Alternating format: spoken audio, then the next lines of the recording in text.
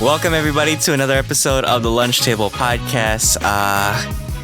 Grab your seats and get ready because we're getting creepy with this review of No One Will Save You, starring Kaitlyn Dever. Akram, what did you think of this terrifying new movie on Hulu? Wow, that really shocked me. I didn't expect all of this. It was, definitely they put her through the ringer, and I think a lot of people had their thoughts about, they probably spoiled a lot through the trailer. They actually didn't, believe it or not. There was a lot that happened in this movie. I enjoyed it a lot. I'm gonna, and the ending is crazy and twisted. It's something that I think maybe people wanted from Jordan Peele's Nope. Even if that was a great movie, I think Jordan Peele's Nope, this was like something they were expecting. But without further ado, let's get started.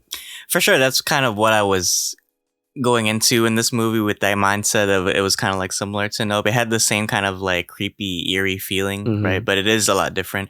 And I do enjoy the kind of build up and the suspense throughout the film. It's not like a movie where there's like a whole lot of dialogue. In fact, she doesn't say much throughout the film.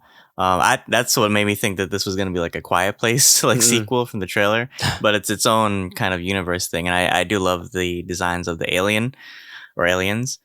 And that her house looked like a fucking like a Pinterest house or some shit. Yeah, I know. I was like, damn, she's living in like the Christmas tree shop or some shit. But yeah, the set was kind of cool, and yeah, just going through that whole house. It's basically like Home Alone, but if Kevin McAllister was fighting aliens. Yeah, sure, that's right. I mean, they are not totally unique, but they are. They're gray men at the same time. Yeah, they're gray men, but they're a little bit kind of, I always say like Slender Man-esque. Like they have like long, elongated limbs and stuff. Yeah, let's get your thoughts on like the design of the creatures. Yeah, that's really important too, because they're what you expect, but I think they nailed it with the mannerisms, because I seen gray men before. I talked to them, and exactly, they would agree that this is exactly how they are in real life. And it's just so creepy the way how they like move and shit like that. They do a little bit of some sort of sign language shit like this. It's really their weird. Toes are so weird when they just like walk on their toes. That's some like cartoon shit or something. Yeah, I know. It's kind of like a SpongeBob thing. But yeah, I mean, they have, I think, to differentiate it from the rest of the other gray men that we've seen in the past, I think they really nailed it. It's something creepy. It's something like otherworldly. I think this and Annihilation, they had the right idea of how to approach an alien. And it's just really strange, just like different archetypes of aliens as well. The ship was amazing. And I think her handling herself, for the most part, was a thrilling journey. And I think the CGI wasn't bad. I think it was like, that's my next question. Do you think the CGI held up? Because it is pretty set in a dark lighting. Yeah. There's only a few moments where we really see like the opaqueness of like the alien skin, right? So it does, you can kind of see it. Like you can, like I always say, like when you look at CGI, you look for it, right? Do you think it held up in this movie? Sure, I think so. I mean, you're still gonna tell if it's CGI. Actually, sometimes aliens, for some reason, especially gray man, you could really like tell if it's CGI right away. It's just something when in other movies when they go close up. I thought this one held up. It kind of reminded me of A Quiet Place a little bit, like those alien CGI a little bit. I think what helps masks the CGI is exactly like what you said. It's the color grading and it's also the lighting, and it definitely does help. For the most part, I think people won't gripe about the CGI. What are your thoughts on that, though?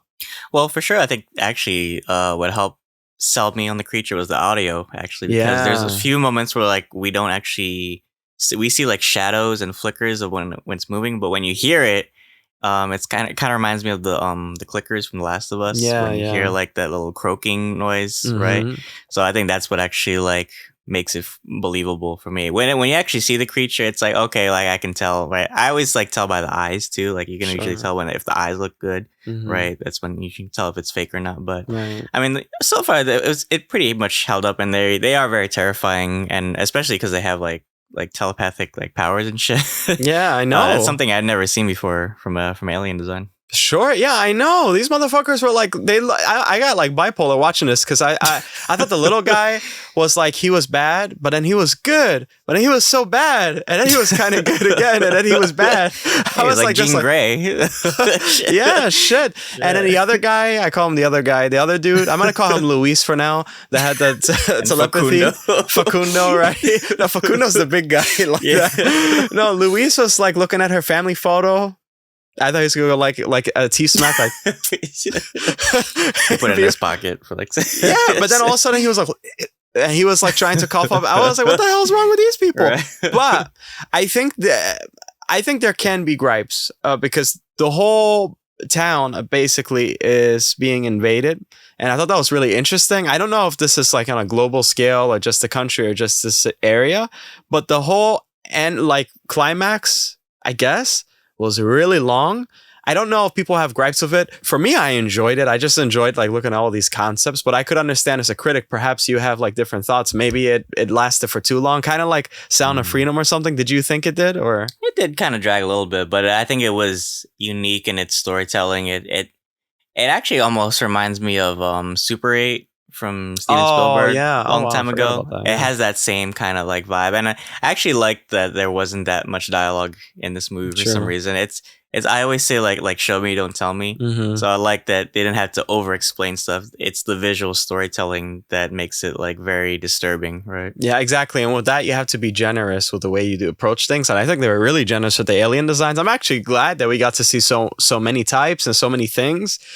Because I was like, oh my God, are they going to always hide it? Or is it going to be like the movie Signs or something like that? Yeah. And I'm glad it wasn't. I'm glad it was just like really in your face. At first, actually, I was kind of taken aback because I thought that this movie was really lighthearted a little bit, but there was something eerie going on. And then I thought that the alien was like goofy. I thought they were going to do a 180 where it's like, oh, she befriends the alien for some reason and then he dies. That would have been so stupid. Well, that's what I thought would happen because they keep giving me bipolar because they're like this. And then they keep attacking. I'm like, what's happening? The aliens were just trying to be homeowners in this little town. That's it. Shit. I think you know what it was when they were doing this. She disrespected them for some reason or whatever. Shit. When she's running like this, they took that as like a fuck you in their language. And that's what happened. Shit. No, they came back and they gave her like the Yautja spear or some shit. Yeah, the Yautja. Yeah. Or the from Predator. Yeah. Like, what did you think actually of the ending of the movie? That ending freaked me out. That was like really some Twilight Zone shit too, because they took her up, and that's where at first I thought it would have ended with her eye like flicking up but then she was strong enough, she had the willpower to take it out of her, and that's why I think in a way they kind of examined that, and they don't see that often, so they kind of respected it, and they said like leave this alone.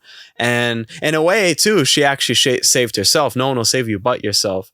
And so that's a good point. Yeah. And at the end, I thought it was so crazy. Everybody, first of all, the spaceship design was like really cool. I think it was impressive. Yeah. That was impressive. That was really interesting. And they were like just reading her mind. When she goes back down, the whole town is basically possessed or something. Like they have that thing in their throat.